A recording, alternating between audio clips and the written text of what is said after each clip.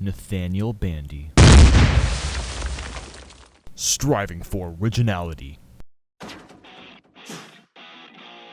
What's going on, guys? So, for the grading series, I'm trying something brand new. I actually don't have a script with me. What I have instead is a bunch of notes, and we're basically going to see how this goes. This is a brand new format, and I'm really curious to see if this is going to work out for me. Let's find out. So, today, we're going to be talking about the Splattershot Jr. Now, before we get into the details of the gun, let's get some specs out of the way. The range is 32 out of 100, attack 32 out of 100, rate 75 out of 100, the sub-weapon is a splat bomb, and the special is a bubbler. So, what I'm going to do is basically break this up into 4 groups. We're going to talk about Turf War / General in terms of using this weapon, and then we're going to talk about Splat Zones, Tower Control, and Rainmaker.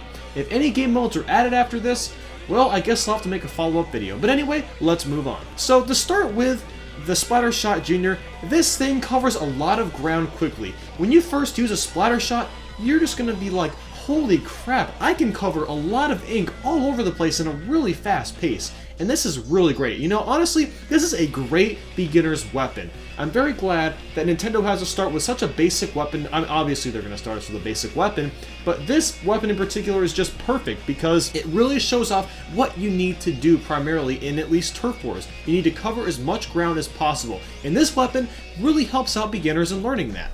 On top of that, this weapon is very easy to learn and use. It's just a very simple weapon. It's just a shooter. There's not much strategy involved in terms of learning the basics of how the game works. Now, there's a couple problems with the Splattershot Jr. The long range can be quite an issue. Now, this gun has a very short range. Now, it covers a lot of short range ground quickly, but in terms of long range, it's not so great. So this is a weapon where you're going to have to get close to people to attack them. You cannot attack them from a long distance. Now, the special bubbler is great to save up before close combat. Now, I say this because when you're in close combat with somebody, you know that the Splattershot Jr., it does really great when you're close to someone. It can splat a person really quickly.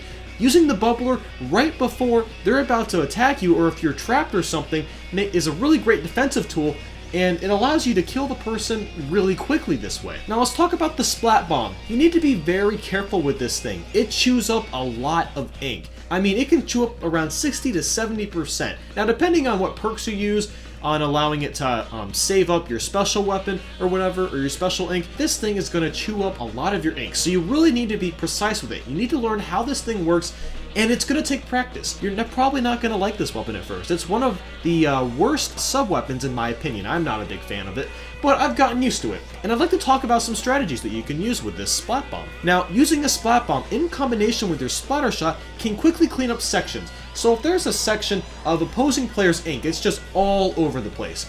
Throw a Splat Bomb on one side and then ink the other side. You're going to cover your ink all over the place in a very quick amount of time. When it does explode, it does have a pretty good range, so it's really great for things like that. Now, the thing is with the Splattershot Jr. is that it's not the strongest weapon, but it is still great. So just keep in mind that if you're close to somebody and you're hitting them, you're not going to hit them right away. It's going to take about 2 to 3 direct hits to properly spot them, sometimes 4 hits if you're not completely direct with all of your attacks. Now also, the Splat Bomb is really good for cornering players into getting splatted. So let's say you're playing in an enclosed map. You see an opponent and you're shooting at them, but they just keep, getting out of the way. They just keep squinting under their ink and just keep escaping.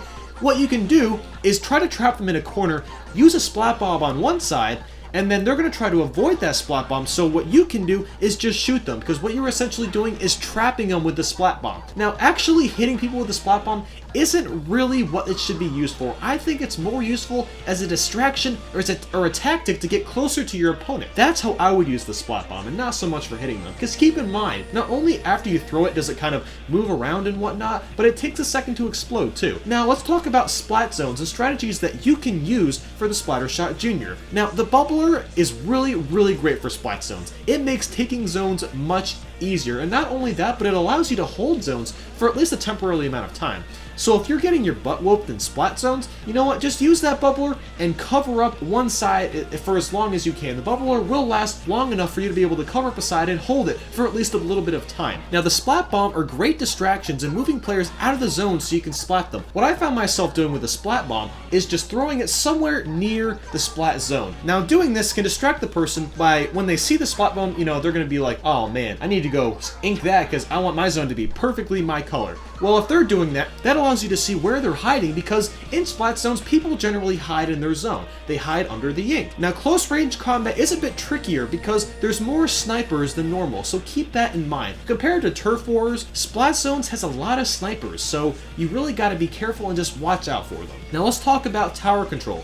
The splat bomb is hard to use. You really need to take precision to get the thing on the tower. Now, I honestly wouldn't even bother trying to get the splat bomb on the tower because the thing is moving up, down, left, right. I mean, it's really just incredibly difficult unless you're very, very precise with your splat bomb. Don't even bother using it in tower control unless using it to distract a player from getting on the tower. Now the Splattershot is decent for splatting people on the tower. Now again, the Splattershot Jr. is a close range weapon, so if you're trying to knock somebody off, using a Splattershot Jr. really makes it pretty easy to just splat them right off. Unless they have a stronger gun than you do. The bubbler can protect you from the tower, but it's easy to get pushed off this way. You need to be really careful about using the bubbler on the tower. If there are people that are sniping at you or using the roller on you while you have the bubbler, they can easily just push you off the tower, and it completely defeats the purpose of using the bubbler in the first place. Now let's go to Rainmaker. Now, the splat bomb is practically useless since everyone moves around so frantically. I mean, just think about it.